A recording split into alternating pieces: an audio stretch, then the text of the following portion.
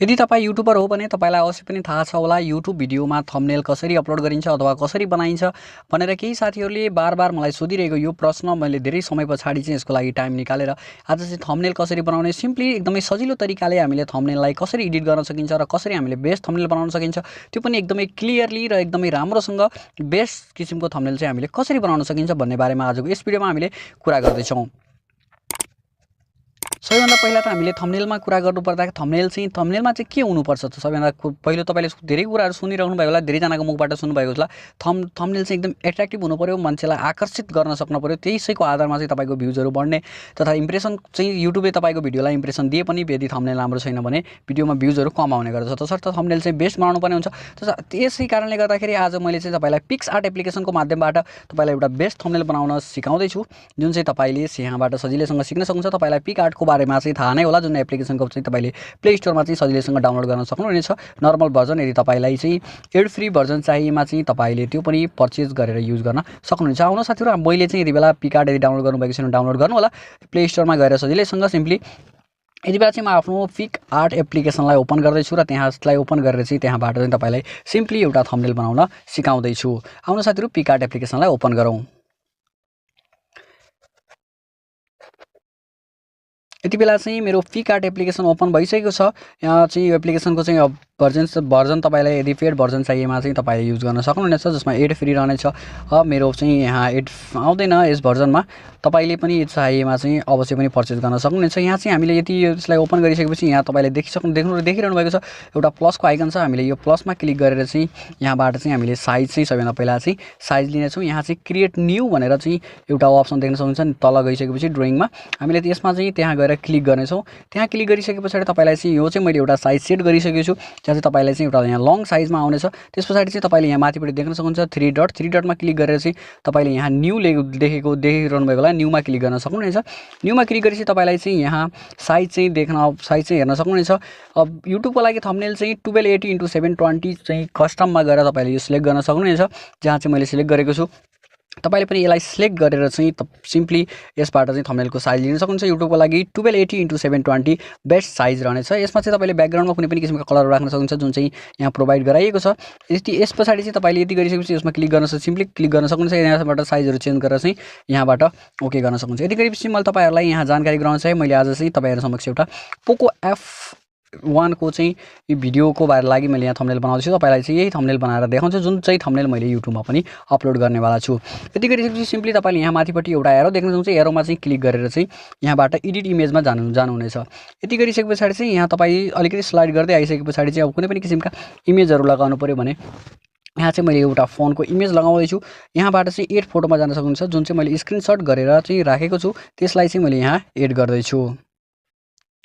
यति गरिसकेपछि तपाईले चाहिँ यहाँ सिम्पली कुनै पनि एउटा फोटोलाई सिलेक्ट गर्न सक्नुहुन्छ। मैले यहाँ एउटा फोटोलाई सिलेक्ट गरिसकेको छु र यहाँ मैले एड गर्दैछु।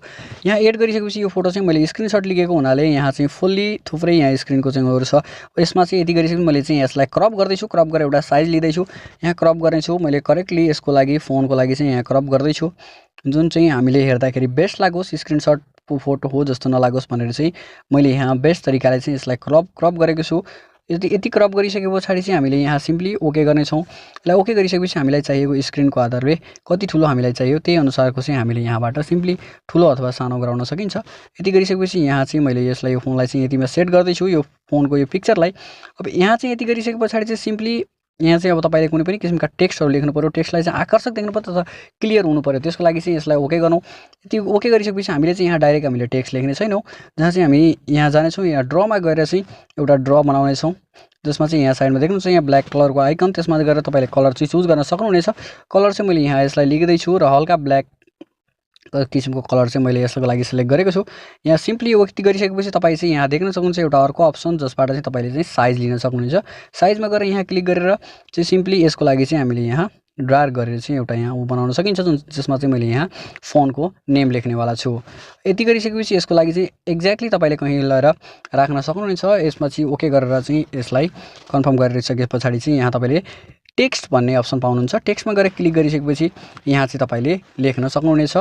यहाँ चाहिँ मैले पोको F1 को बारेमा चाहिँ यो भिडियो छ। जसमा चाहिँ मैले यहाँ सिम्पली पोको F1 लेखेर चाहिँ यहाँ मैले यो गर्दैछु फोन इन NEPAL नेपाल। यति गरिसकेपछि मैले यसलाई ओके गर्दैछु। यहाँ ओके गरिसके पछाडि चाहिँ तपाईले यो टेक्स्टलाई यहाँ देख्न सक्नुहुन्छ भने अब यसमा चाहिँ लगेर यहाँ सेट गर्न सक्नुहुनेछ। यसको कलर चाहिँ चेन्ज गर्न सक्नुहुनेछ तपाईले। यहाँ सिम्पली तरिकाले म यहाँ बताउँछु। यसलाई यहाँ चाहिँ सेट गरिसके पछाडि चाहिँ हामी यहाँ कलरमा जानेछौँ। तलपट्टि कलरमा गएर चाहिँ मैले यसलाई चाहिँ येल्लो गर्दैछु। तपाईले आफूले चाहेको कुनै पनि भिडियो कुनै पनि किसिमका कलरहरू राख्न सक्नुहुनेछ। जुन चाहिँ मलाई यहाँ येल्लो कलर बेस्ट लाग्छ यसको लागि चाहिँ भनेर चाहिँ यसको लागि चाहिँ मैले यहाँ येल्लो कलर चाहिँ राखेको छु। यति गरिसके पछाडि हामीले यहाँ सिम्पली माथि एउटा राइटको मार्क देख्न सकिन्छ। यसमा चाहिँ हामीले क्लिक गर्नेछौँ र पुनः एउटा अर्को ड्र बनाउनेछौँ। जसको लागि चाहिँ पुनः हामी यहाँ जानेछौँ र ड्र चाहिँ खोज्नेछौँ। यहाँ ड्रमा गएर क्लिक गरेर चाहिँ पुनः एउटा ड्र चाहिँ गर्नेछौँ।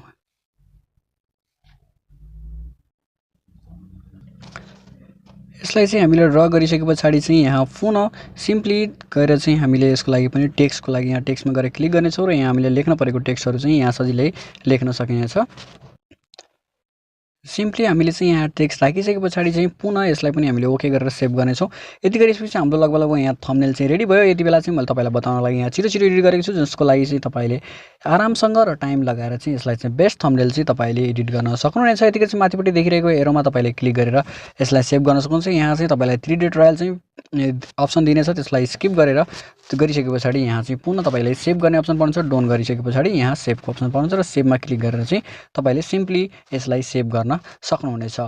त साथीहरू आजको यस भिडियोमा मैले तपाईँहरूलाई थम्बनेल बनाउन सिकाएको छु के कसरी थम्बनेल बनाउन सकिन्छ। यदि तपाईँहरू केही साथीहरू हुनुहुन्छ जसलाई थम्बनेल अपलोड गर्न आउँदैन र थम्बनेल अपलोड गर्न पनि सिक्न चाहनुहुन्छ भने अवश्य पनि जानकारी गराउन सक्नुहुन्छ।